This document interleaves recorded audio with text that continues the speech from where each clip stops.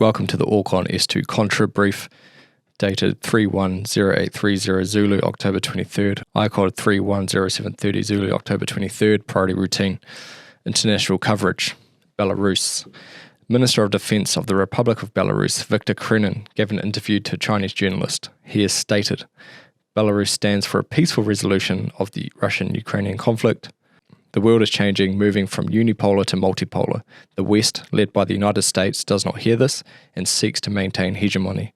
China and Belarus have many points of contact on the military front. No further information on what this front actually entails. Moving across to the Indo-Pacific, on Russia-Pacific relations, Russia has determined to continue military and military technical cooperation with interested countries in the Asia-Pacific region, including the supply of equipment and joint exercises. Russian Defense Minister has stated, we are determined to continue military technical cooperation with interested states, including the supply and maintenance of military equipment, personnel training, joint exercises, ship visits, and other relevant events. Analysts comment, Russia has minor involvement in the Pacific. However, in the early 2000s, Russia supplied a shipment of military hardware to Fiji. Pacific nations are likely wary of engaging with Russia, considering the current global circumstances.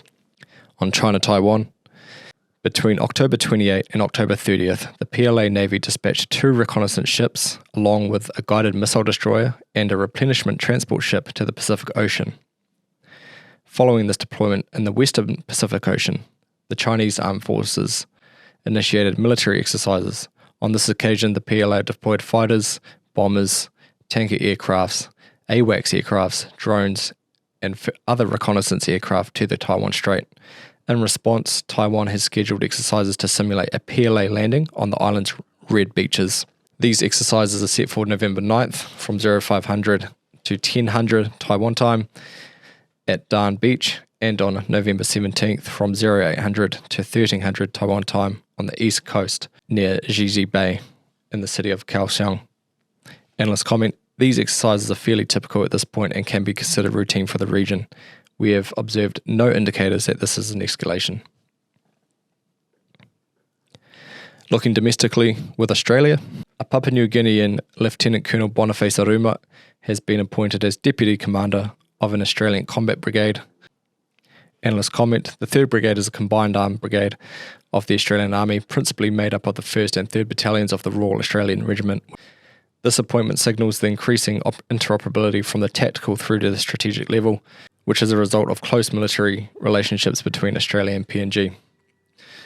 Furthermore, the Japanese Defence Ministry plans to begin deploying fighter jets to Australia on a rotational basis as early as the next fiscal year for joint exercises designed to counter a possible attack in the Pacific.